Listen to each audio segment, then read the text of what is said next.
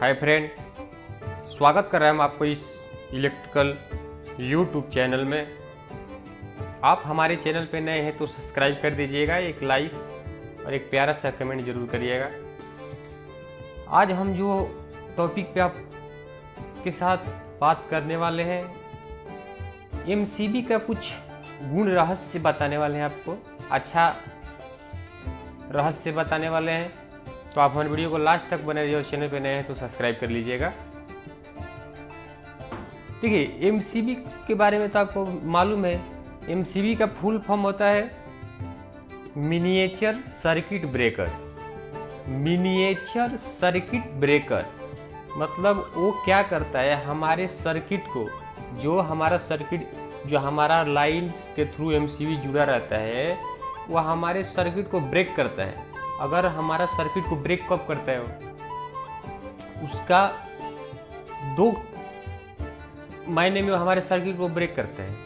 एक, जब हमारा घर पे कुछ शॉर्ट सर्किट हो गया, कोई वायर, कोई तार हमारे घर पे टच हो गया, शॉर्ट हो गया, उससे जब तार शॉर्ट होने के बाद कैसा होता है आपको तो पता है। वो जब तार शॉर्ट हो जाएगा तो उसमें शॉर्ट सर्किट होगा, चिंगारी फेंकने लगेगा, आग लग गया।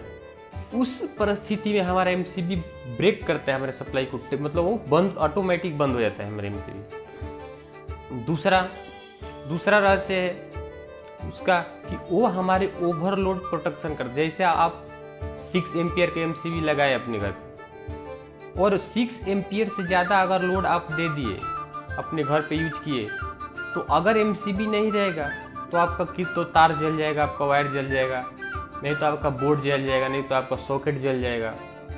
तो वही परिस्थिति में हमारा एमसीबी क्या करता है, ओवरलोड से प्रोटेक्शन देता है हमको। तो वो ट्रिप होता है और हमारे सप्लाई को कट करता है। वो बताता है, इंडिकेट करता है आपको कि आपका लोड 6 एम्पियर से ज़्यादा हो रहा है। कृपया आप अपने लोड के हिसाब से ही इक्विपमेंट यूज करिए। एमसीबी हमारे हाउस वायरिंग के लिए कहाँ लगाना चाहिए, आप कहाँ पे लगाएंगे एमसीबी को, तो आपको ये बात ध्यान में रखना है कि आप जब पोल से सर्विस वायर जो हमारे मीटर के लिए लाए, मीटर कनेक्ट किए, मीटर के पहले नहीं लगाना है और नियम के खिलाफ है।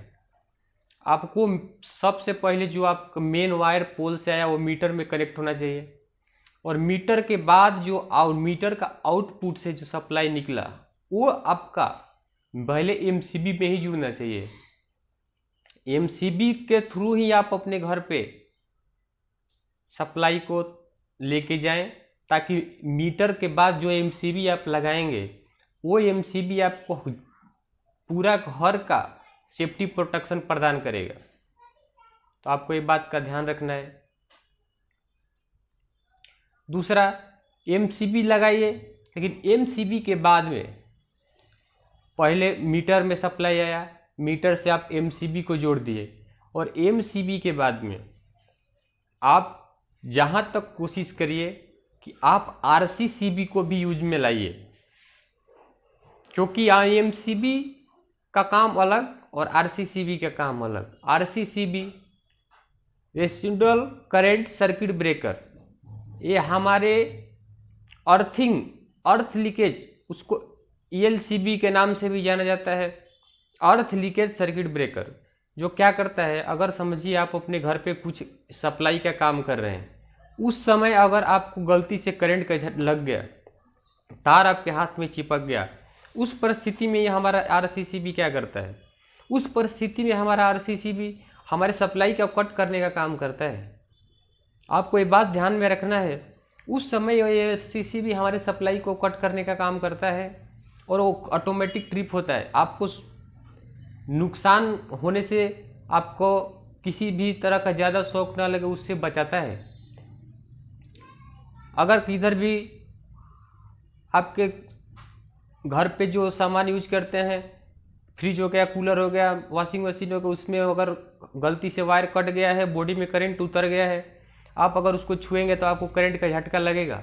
लेकिन उस परिस्थिति में ही वो आरसीसीबी हमारा क्या काम करता है, वही काम करता है कि वो हमारे सर्किट को ब्रेक करता है, वो ट्रिप होता है, और आप अगर छूते भी हैं तो आपको छूने से वो ऑटोमेटिक ट्रिप होता है। और आपके छूने से पहले ही अगर आप उस इक्विपमेंट, फ्रिज हो, कूलर हो, वॉशिंग मशीन हो, उस इक्विपमेंट में आप अर्थिंग, उसका बॉडी में, कूलर का, वॉशिंग मशीन का जो भी इक्विपमेंट है उसके बॉडी में आप अर्थिंग करके रखते हैं, तो आपको छूने से पहले ही वो RCCB और पहले ही ट्रिप हो जाएगा। जब करंट उसका बॉडी में अगर टच होगा उसी समय वो ब्रेक कर देगा, ट्रिप कर देगा, सप्लाई को बंद कर देगा। तो ये बात आपको ध्यान रखना है। मीटर, MCB, RCCB, उसके बाद अपने घर का जो भी बोर्ड है, आपके घर में जो भी इक्विपमेंट है उसमें आप सप्लाई लेके जाइए। और जो भी अगर आपको ऐसा लग रहा है कि पानी वाला जगह हो या मेटल का, लोहे का जो कुछ मटेरियल जो इलेक्ट्रिकल इक्विपमेंट यूज करते हैं, जिसके आपको ये लगता है कि उसको छूने से उसमें करंट आ गया तो छूने से करंट लग सकता है, जैसा प्लास्टिक है उसमें करंट नहीं लगेगा, लेकिन लोहे का अगर रहेगा तो उसमें करंट अगर टच हो गया तो लगेगा। उस परिस्थिति में आपको घर से ग्राउंड अर्थिंग, फ्रिज हो या कूलर हो या वॉशिंग मशीन हो, ऐसा इक्विपमेंट में घर का डेडिकेट अपना जो ग्राउंड अर्थिंग है उसको ला के उसके बॉडी में, उस लोहे का जो बॉडी है उसमें होल करके, बिल करके या उसका स्क्रू खोल के उसमें टच करके टाइट करना है, अर्थिंग को दे के रखना है, ताकि अगर किसी परिस्थिति में अगर उसमें बॉडी में सप्लाई आया, वो अपना वॉशिंग मशीन के अगर पानी में करंट उतरा तो आपको कुछ नुकसान नहीं होगा। ऑटोमेटिक हमारा अगर RCCB आप यूज किए हैं तो ऑटोमेटिक वो ट्रिप होगा। अगर आप RCCB यूज नहीं करते तो वो करंट उसी पानी में रहेगा, वो ट्रिप नहीं होगा, क्योंकि RCCB नहीं है। तो आपको RCCB यूज करना है, MCB यूज करना है और सेफ रहना है। तो आपको ये वीडियो कैसी लगी आप हमें कमेंट सेक्शन में जाकर जरूर बताइए। हमारे चैनल पे नए हैं तो सब्सक्राइब जरूर कर लीजिएगा। ऐसा वीडियो आप लोगों तक हम पहुंचाते रहेंगे। चलिए मिलते हैं अगले वीडियो में, तब तक के लिए धन्यवाद। टेक केयर, हंसते रहिए, मुस्कुराते रहिए। Bye bye, see you.